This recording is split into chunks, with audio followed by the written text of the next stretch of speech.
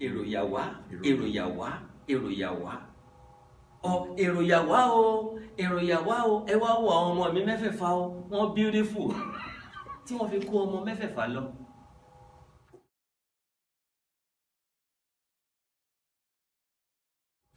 So that is also a proverb out of Ifa Odu. This is not just any proverb that somebody just created. It's to teach a lesson. And the lesson will be what?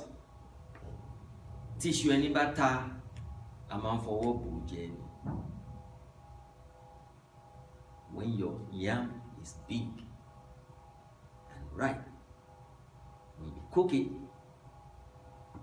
keep it secretly until you're ready to give some out. Right? You can't just say, my yam is ripe. Everybody come and put it right at the corner of the room. Right? And they see it there. By next morning, you don't see your yam. Right? So start relating that to everything that's happening in your life. Relate it to it because the time will come. Decision-making time. This is where I'm going with this. Decision-making time for you. Decision-making time for the young African and the young African in America. Something happens suddenly. What are you going to do? If you can't think, call somebody that you think is reasonable.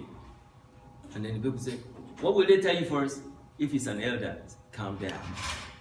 They say, calm down. Calm down. You see, eruption happens. Volcano eruption happens and then it comes down.